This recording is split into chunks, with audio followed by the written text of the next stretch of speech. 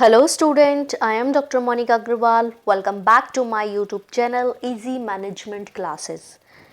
Today we are studying about the chapter of Public Finance Impact Incidence of Taxation. ठीक है, इसमें हम तीन चीज़ों की स्टडी करने वाले हैं. First is impact, second incidence and third is shifting.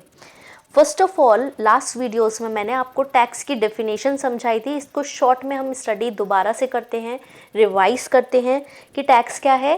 Tax वो है जो गवर्नमेंट हम पे लगाती है और जिसको हमें पे करना होता है.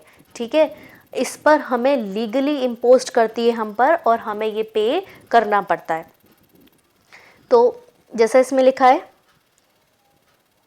the tax levied on a person by the government imposes burden on the taxpayer.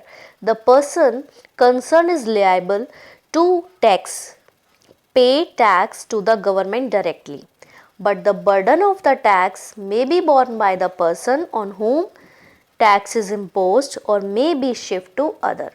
ठीक है, टैक्स क्या है, गवर्नमेंट के थ्रू लगाया जाता है और टैक्स पेयर उसको पे करता है. लेकिन ज़रूरी नहीं है जो बर्डन टैक्स का हम पे लग रहा है वो हम खुद ही उठाएं. ठीक है, ऐसा ज़रूरी नहीं है, हम दूसरों पर भी शिफ्ट कर सकते हैं. फॉर एग्जांपल, डायरेक्ट टैक्सेस क्या होते हैं? डायरेक्ट टैक्सेस वो टैक्सेस होते हैं जिस पर लगाया जाता है वही पे करता है. अगर इनकम टैक्स मुझ पर लगाए तो उसको पे करने की रिस्पॉन्सिबिलिटी किस पर है? मेरी है. वो मुझे अपनी इनकम में से पे करना पड़ेगा. इनडायरेक्ट टैक्सेस कौन से होते हैं? लगाई तो किसी और पे जाते हैं लेकिन उसका फाइनल बर्डन कोई और उठाता है. For example, sale tax shopkeeper पर लगता है जो प्रोडक्ट को बेचता है, लेकिन उसको चुकाता कौन है? कस्टमर. क्योंकि जो शॉपकीपर है अपनी एमआरपी में टैक्स को ऐड करके आप अपना प्रोडक्ट वो बेचता है कस्टमर को.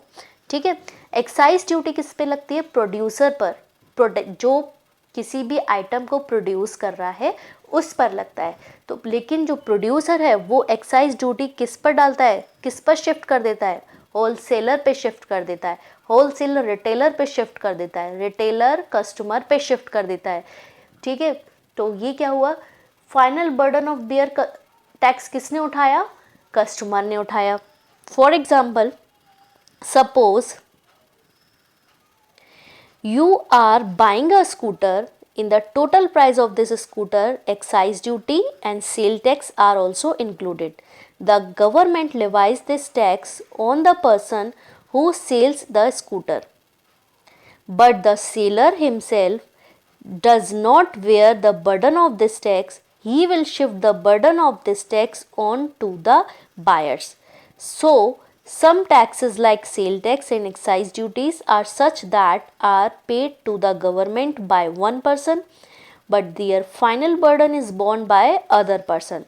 But the final burden of some taxes like income tax is borne by the same person who pay the tax to the government.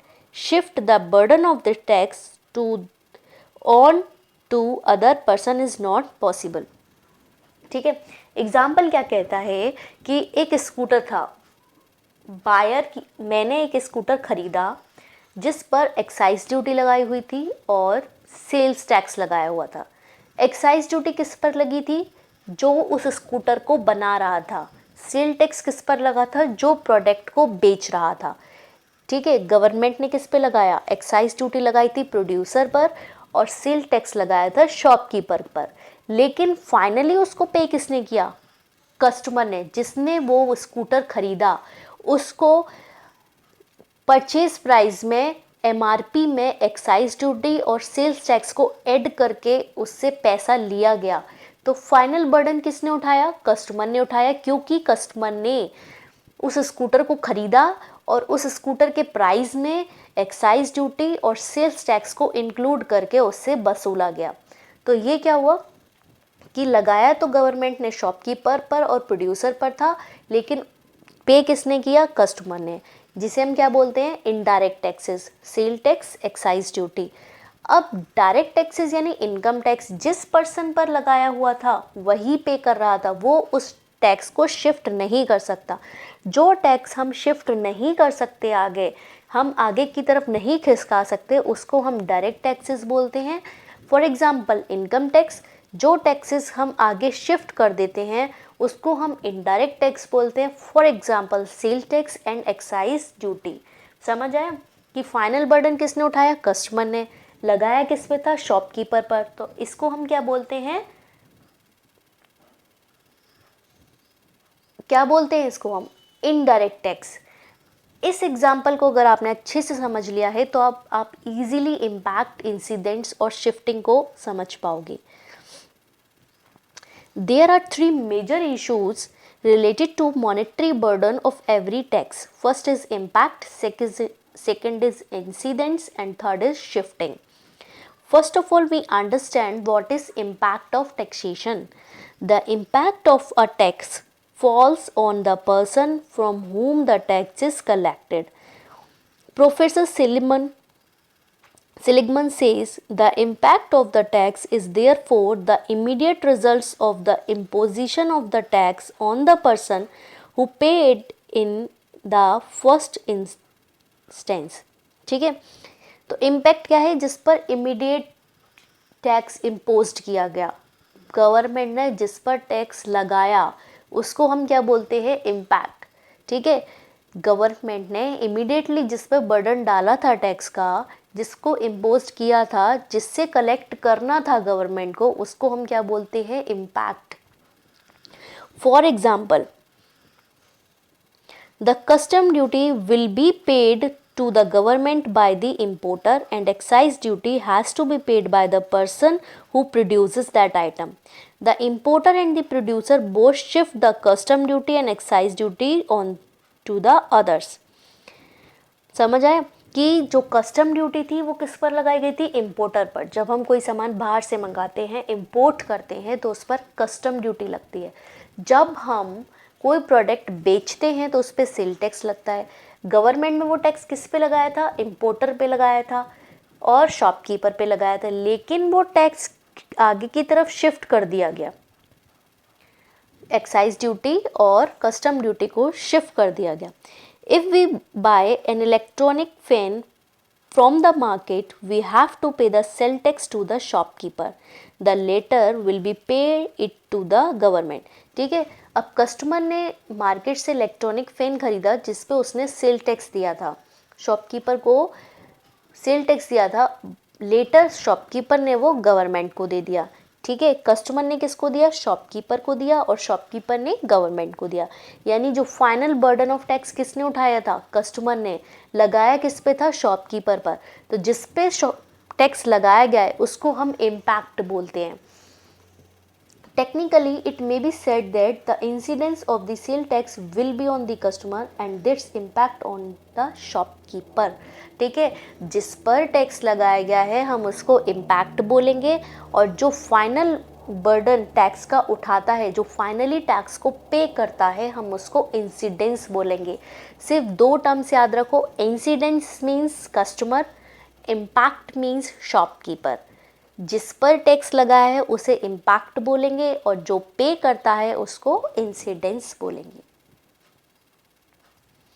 If the government imposed sale tax on a person, he himself has to bear the burden of income tax. He will not able to shift the burden of the tax to others. ठीक है, income tax क्या है? अभी बताया था, direct tax है, जिस पर लगाया जाता है वही पे करता है और इसको हम आगे की तरफ शिफ्ट नहीं कर सकते। इंसिडेंस क्या है? The problem of who where the final burden of taxation or who will have to pay the taxes finally is called incidence of taxation. ठीक है, जो टैक्स का फाइनल बर्डन ऑफ टैक्सेशन है, ठीक है, जो फाइनली वेयर करता है टैक्स को, जो फाइनली पे करता है, उसको हम क्या बोलते हैं? इंसिडेंस। अभी बताया था, इंसिडेंस मीन्स कस्टमर जो टैक्स को पे कर रहा है, इनडायरेक्टली पे कर रहा है, वो एमआरपी में ही ऐड करके आपको दे देते हैं सेल टैक्स। तो आपको नहीं पता, आपको अलग से कोई फॉर्मेलिटीज़ नहीं करनी है टैक्स की, आपको कोई फॉर्म भरने नहीं जाना है टैक्स का, जैसे आप इनकम टैक्स में भरते हो, लेकिन इनडायरेक्टली आप टैक्स पे कर रहे हो, फाइनल बर्डन उठा रहे हो टैक्स का, उसको हम क्या बोलेंगे? Incidence. Incidence of tax fall on the person who cannot shift it further, refer to incidence of tax. Customer आगे इसको शिफ्ट नहीं कर सकता.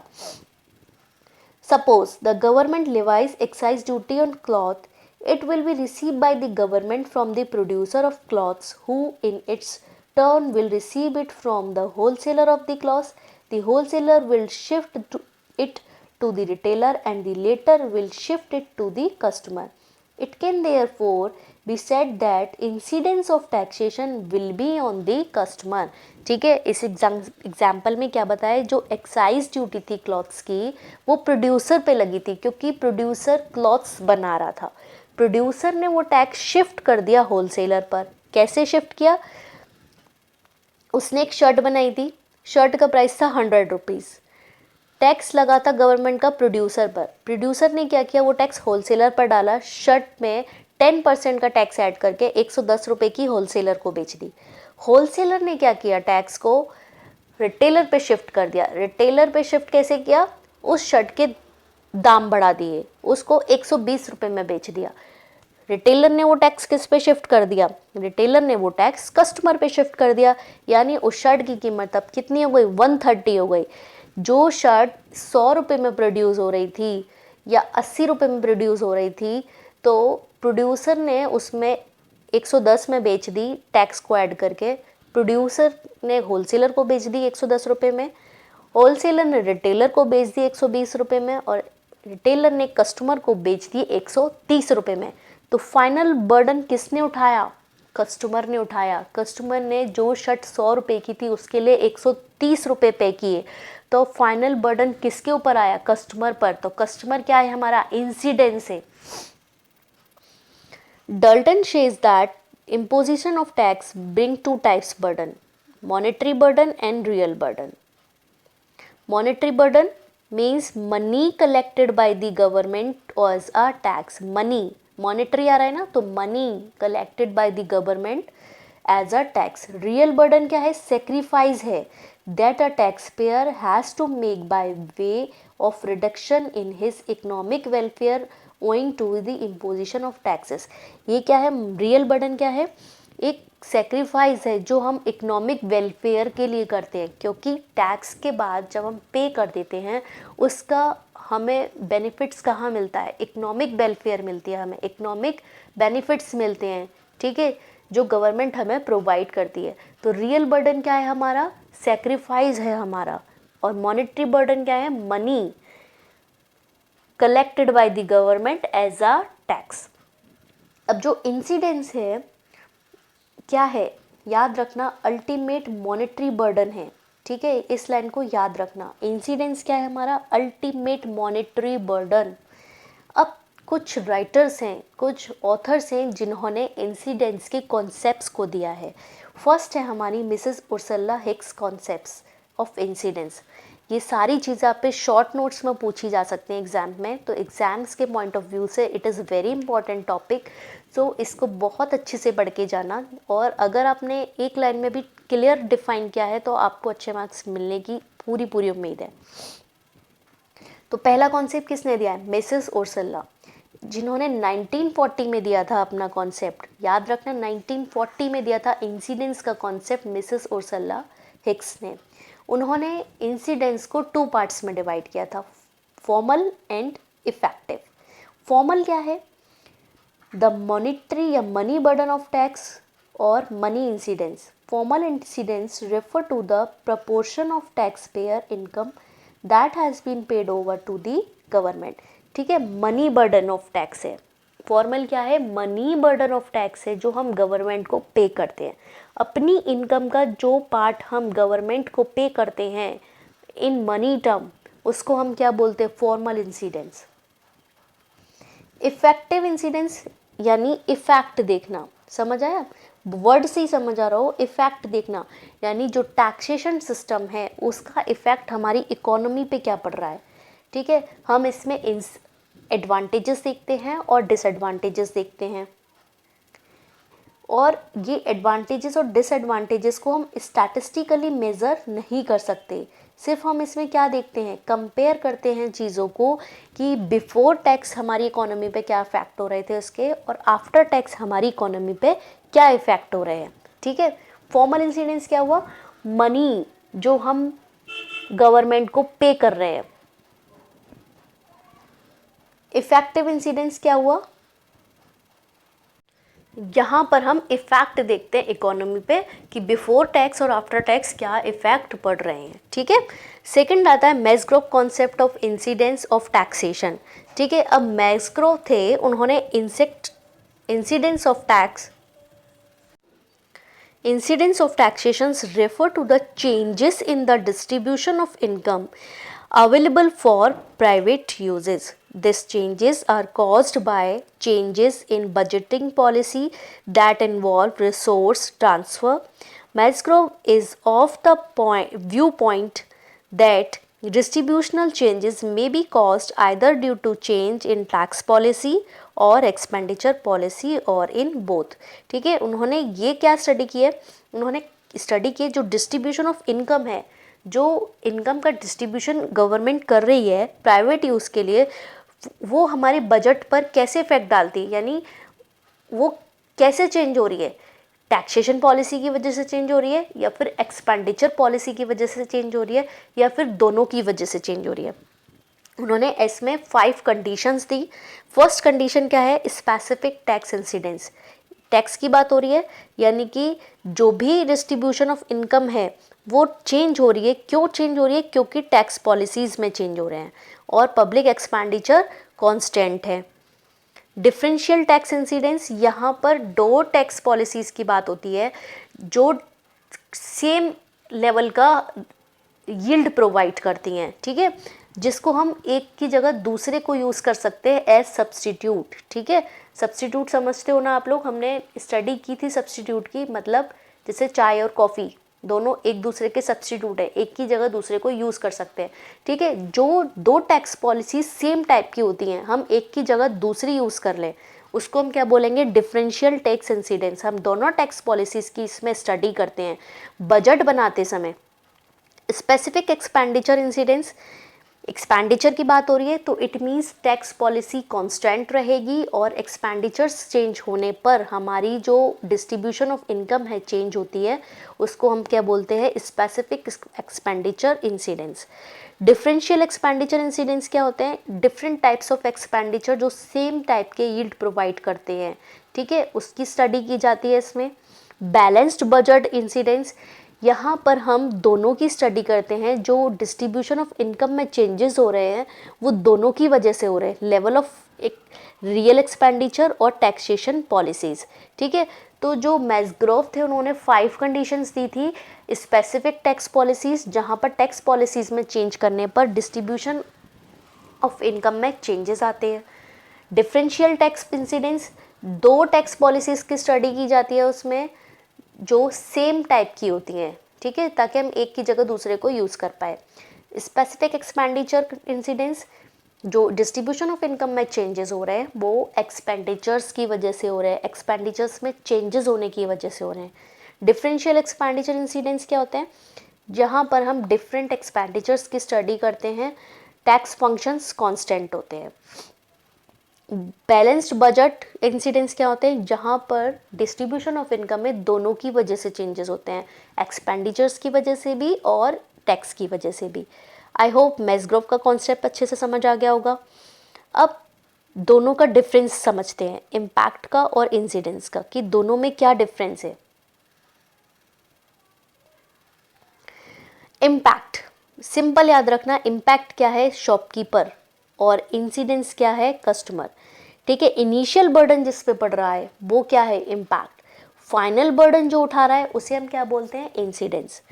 The burden of the impact is felt by the person on whom the government levies tax. Contrary to it, the burden of incidence is felt by the person who actually bear it. ठीक है, government जिस पर tax लगा रही है वो क्या है, इम्पैक्ट, लेकिन जो उस टैक्स को एक्चुअल में पे कर रहा है वो क्या है, incidence. Third, burden of impact can be shift on other person, ठीक है, शॉपकीपर अदर पर्सन पे शिफ्ट कर सकता है, लेकिन इंसिडेंस आगे शिफ्ट नहीं कर सकता। सिंपल याद रखो, इम्पैक्ट मीन्स शॉपकीपर जिस पे टैक्स लगाया गया है, इंसिडेंस मीन्स कस्टमर जो टैक्स को पे करता है। लास्ट टॉपिक है आपके इस चैप्टर का, वो है शिफ्टिंग ऑफ टैक्सेशन। वर्ड से समझ आ रहा होगा कि आगे की तरफ खिसका देना या पीछे की तरफ खिसका देना, उसको हम क्या बोलते हैं, shifting. Shifting refers to transfer of some or the entire burden of tax by the one on whom tax is imposed to other person। या तो सम यानी थोड़ा, या पूरा एंटायर टैक्स जब हम शिफ्ट कर देते हैं किसी अदर पर्सन को, हम उसको क्या बोलते हैं, शिफ्टिंग।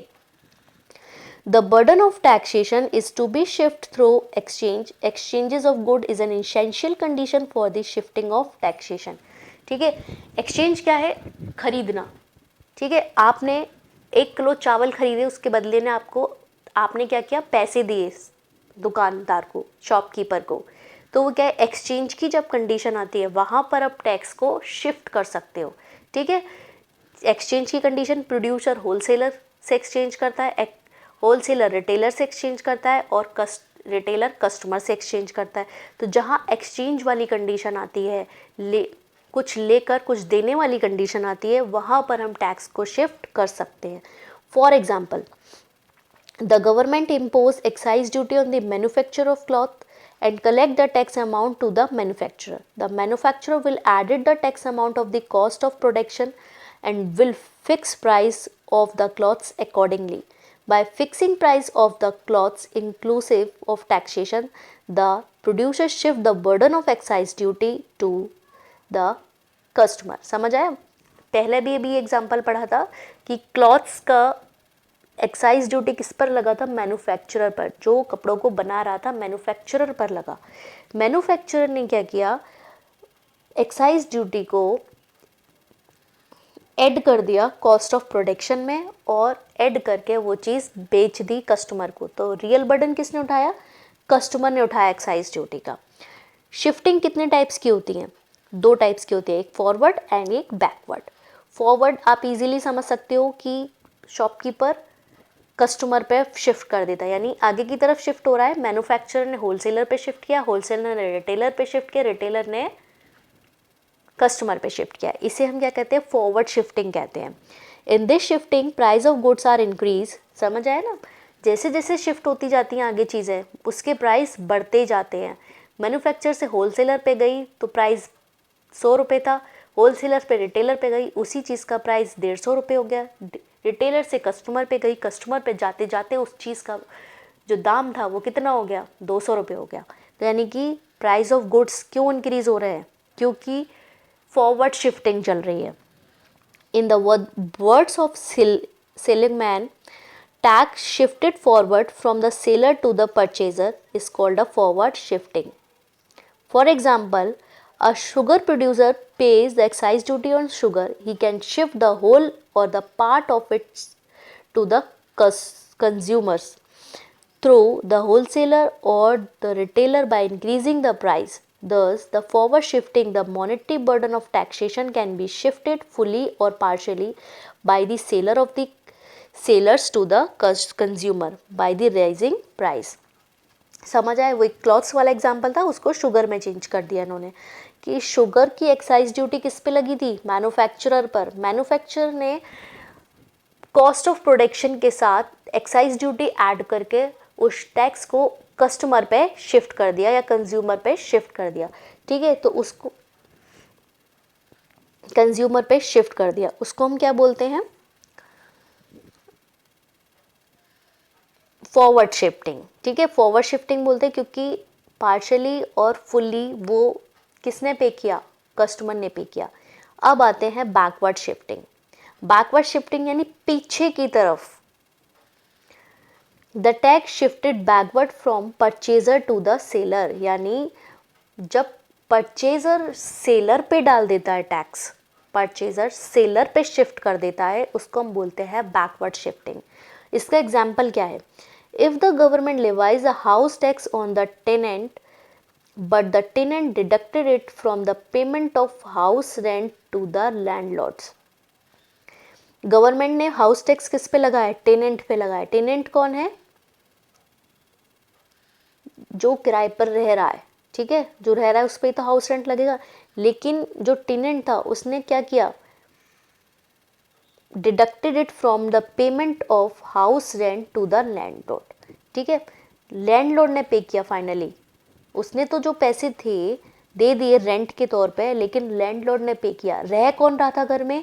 टेनेंट रह रहा था, किराएदार रह रहे थे, लेकिन पे कौन कर रहा है? हाउस टैक्स लैंडलॉर्ड पे कर रहा है। फाइनल बर्डन कौन उठा रहा है टैक्स का? लैंडलॉर्ड उठा रहा है। तो बैकवर्ड शिफ्टिंग का एग्जांपल है ये।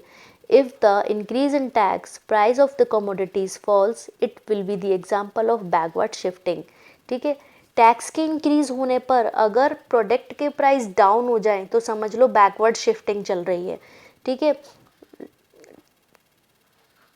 समझ आया बैकवर्ड शिफ्टिंग? एक एग्जांपल क्या था कि हाउस टैक्स किराएदार पे लग रहा था जो उस घर में रह रहा था, लेकिन हाउस टैक्स पे कौन कर रहा है? लैंडलॉर्ड पे कर रहा है, ठीक है। अगर टैक्स इंक्रीज होने पर price of the commodity fall हो जाए तो उसको हम क्या बोलेंगे? Backward shifting. तो शिफ्टिंग को हमने समझा, शिफ्टिंग के दोनों टाइप्स को समझा, forward shifting and backward shifting. I hope ये टॉपिक बहुत अच्छे से समझ आ गया होगा आपको। अगर इसमें कोई भी प्रॉब्लम आए तो आप मुझसे कमेंट सेक्शन में पूछ सकते हैं। Thank you so much and have a nice day to everyone.